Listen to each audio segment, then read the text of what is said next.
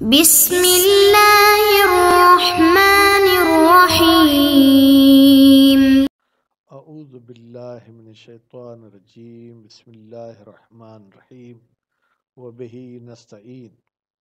ہماری گفتگو لمعہ چہرم میں، اور لمعہ چہرم میں بھی پھر ہماری گفتگو کتاب نکاح میں، پھر کتاب نکاح میں گفتگو فصل ثالث جو کہ محرمات کے بارے میں تھا۔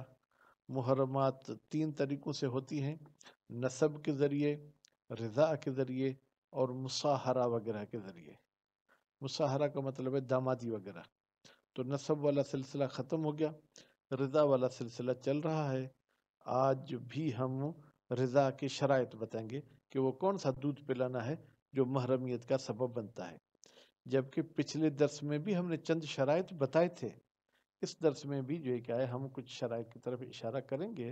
ان شرائط میں سے ایک شرط میں اختلاف ہے کہ 10 مرتبہ دودھ پلانا محرمیت کا سبب بنتا ہے یا محرمیت کا سبب نہیں بنتا ہے۔ تو چلتے الاقرب، یہ شہید اول کا نظریہ ہے۔ شہید اول کے نظریے کے مطابق قریب تر یہ ہے کہ نشرو، یعنی یہ محرمیت پھیل جائے گی بالعشر، 10 مرتبہ دودھ پلانے سے بھی۔ وعلیہ، اور اس 10 والے قول پر المعظم، معظم یعنی بزرگ علماء ہیں۔ کیوں؟ لعموم قولہ تعالی، اس لیے کہ یہ جو اللہ تعالیٰ کا قول ہے یہ عام ہے۔ عام کا مطلب کیا ہے؟ اس میں 10 اور 15 سب کو یہ شامل ہو جاتے ہیں۔ وَأُمَّهَاتُكُمُ اللَّاتِي، تمہاری وہ مائیں ہیں جنہوں نے ارضعنکم، تمہیں دودھ پلایا ہے۔ اب دیکھیں یہ جو ہے کیا ہے، عام ہے، یعنی اس میں کوئی قید لگی ہوئی نہیں ہے۔ حالانکہ اس پر آپ اعتراض کر سکتے ہیں ان علماء پر کہ پھر یہ تو 5 دفعے کو بھی شامل ہے۔ اس کا جواب بھی آج کے درس میں آئے گا کہ بھئی ہمارے پاس قول ہی 2 ہیں، یا 10 کا یا 15 کا۔ 5، 8، 9 کا قول ہمارے پاس ہے ہی نہیں۔ وَالنَّظَائِرُهُ، نظائرہ کی ضمیر جائے گی قول خدا کی طرف، اور قول خدا کی طرف من العمومات، اور بھی بہت ساری عمومات ہیں جو کہتی ہیں کہ دودھ پلانے سے محرمیت پھیل جائے گی، لیکن المخصصۃ بما دون العشر قطعا، کہتے ہیں کہ ان عمومات کو تخصیص لگائی گئی کہ 10 سے کم پر یہ کہ محرمیت نہیں ہوگی۔ فیب کر باقی، تو 10 سے کم والے کو چھوڑ دے، باقی سب اس عمومیت میں آ جائے گا، یعنی 10 ہو، 12 ہو، 14 ہو۔ وَلِصَحِيحَةِ فُضَيْلِ لِبْنِ يَسَار، اور دوسری ہمارے پاس دلیل ایک روایت صحیحہ ہے جناب فضیل ابن یسار کی، ان الباقر علیہ السلام، وہ اس نے روایت نقل کی ہے امام محمد باقر علیہ السلام سے۔ قال، امام محمد باقر علیہ السلام نے فرمایا، لا یحرم من الرضاء،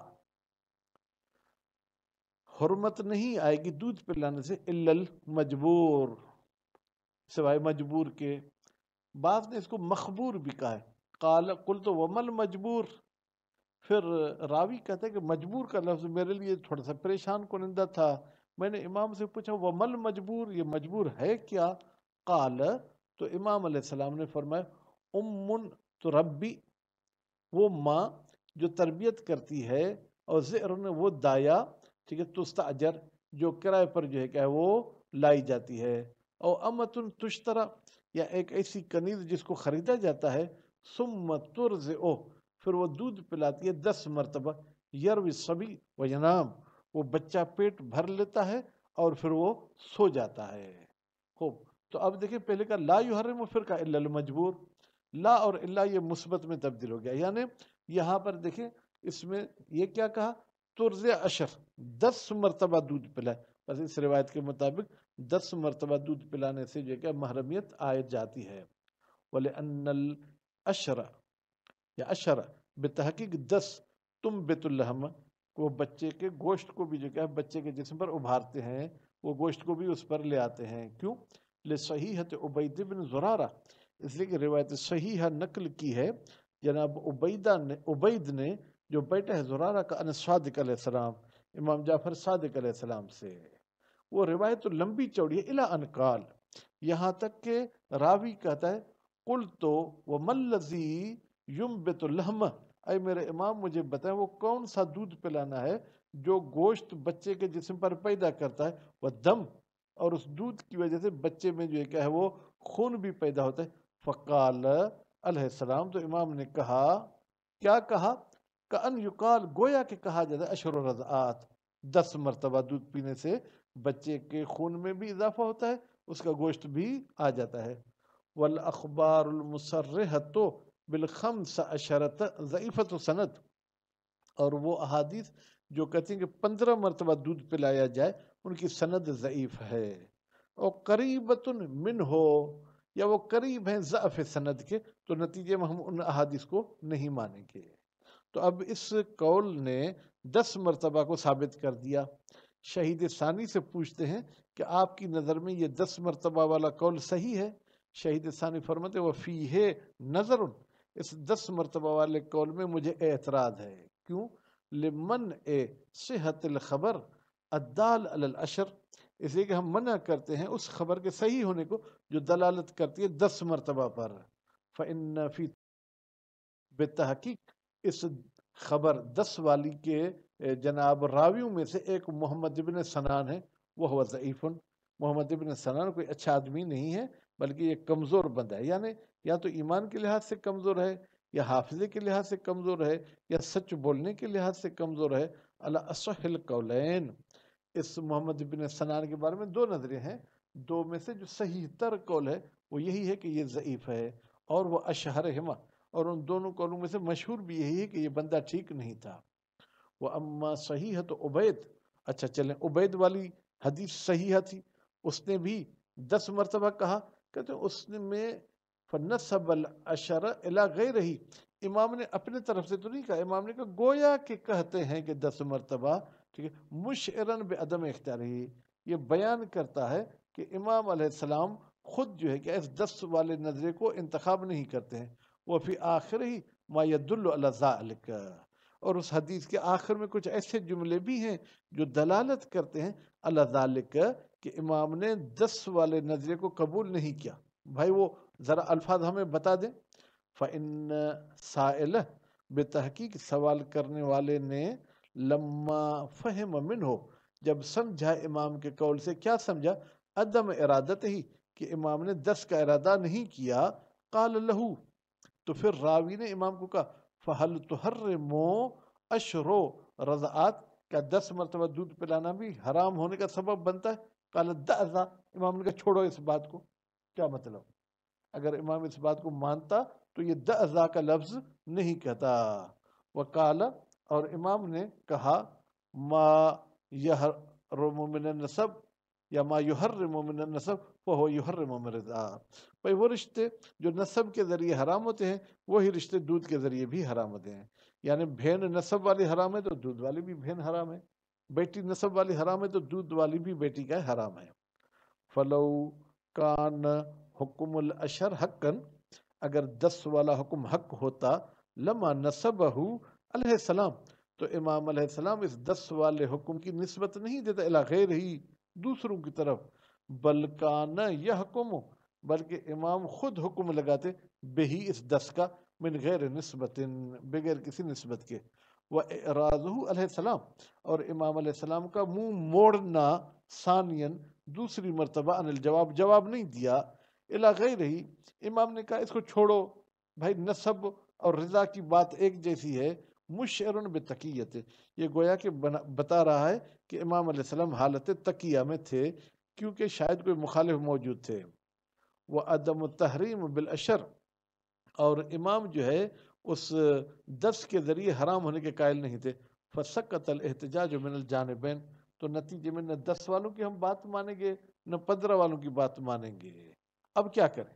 وہ بقی صحیحۃ عبداللہ بن رعاب عن صادق علیہ السلام.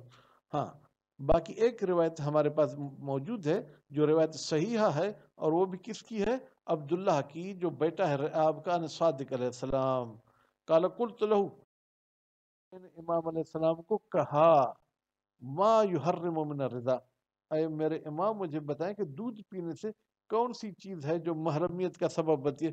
قال ما انبت اللحم وشد العظم، امام نے کہا جو جسم پر گوشت لے آئے اور ہڈیوں کو مضبوط کرے. قلت فتحرم عشر رضعات، کیا 10 مرتبہ دودھ پلانا محرمیت کا سبب بنتا ہے؟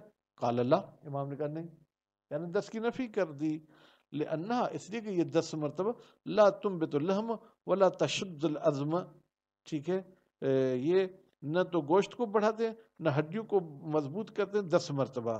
فانتفت الاشر بهذا الخبر، تو اس حدیث کے ذریعے 10 کی نفی ہو گئی. فلم یبک الا القوم بالخمس عشر، پھر باقی ہمارے پاس نہیں رہتا سوائے ایک ہی قول کے 15 دفعہ، کیونکہ تیسرا کوئی قول ہی نہیں بھائی صاحب، یا 10 کا قول ہے یا 15 کا، 10 کے قول کی نفی ہو گئی. 15 مرتبہ رضعتاً دودھ پیے. وَإِن لم یذکر، اگرچہ اس حدیث میں 15 دفعے کا ذکر نہیں ہے، 10 کی نفی ہے. اذ لا واسطۃ بینہما، اس لیے کہ کوئی تیسرا قول نہیں ہے 10 اور 15 کے بیچ میں. وبہذا یخص عموم الادلۃ ایضا، یہ جو حدیث ہے نا 10 کی نفی، اس کے ذریعے بھی آپ عموم قرآنی کو تخصیص لگا سکتے ہیں. ارضعنکم یعنی 15 مرتبہ دودھ پلائیں. وَيُضَعَفُ قول ابن الجنید، قول ابن الجنید، اور ابن جنید کا قول ضعیف ہے. وہ کیا کہتے ہیں؟ الاکتفاء، کہتا ہے کہ بھائی محرمیت کے لیے کافی ہے اتنا دودھ پینا. وقع علیہ اسم رضعہ، جس پر دودھ پینے کا نام آئے، یعنی ایک مرتبہ بھی اگر دودھ پیے، عرف کہے کہ اس نے اس کا دودھ پیا ہے تو محرمیت آ جائے گی. نظراً الی العموم، اس نے نظر کی ہے قرآن مجید کے عمومی ادلہ پر، ارزعنکم پر، حیث اترہ الاخبار من الجانبین، اس نے 10 والی احادیث کو بھی ترک کر دیا، چھوڑ دیا، 15 والی کو بھی جو ہے کیا وہ چھوڑ دیا ہے. لیکن وما اوردناہ، وہ حدیث جو ہم نے پیش کی الصحیح، اور وہ صحیح بھی تھی، ابھی جو 10 کی نفی تھی، یہ حجت علیہ، یہ ابن جنید کے خلاف دلیل ہے. وَتَبْقَى الْأَخْبَارُ الْمُثْبِتَةُ لِلْخَمْسِ عَشَرَةِ، باقی رہتی ہیں وہ احادیث جو ثابت کرتی ہیں 15 دفعے کو، وَالنَّافِيَةَ لِلْعَشْرِ، اور 10 کی نفی کرتے ہیں، من غیر ہی، اس صحیح کے علاوہ بھی، شاہدتن، وہ بھی ہماری شاہد ہیں 15 دفعے کی، وَآزِدَتن لہو، اور وہ دوسری احادیث بھی مدد کرتی ہیں، پشت پناہی کرتے ہیں، لہو، اس 15 دفعے والے کی، وہی کثیرتن، اور یہ بہت ساری احادیث ہیں. تو اس درس کے خلاصے میں یہ ہوا کہ 10 کے قول کو مصنف صاحب بھی نہیں مانتے ہیں، اور مصنف بانا شہید ثانی نہیں مانتے ہیں، البتہ شہید اول 10 والے قول کو مانتے ہیں. وصلی اللہ علی محمد و آل محمد.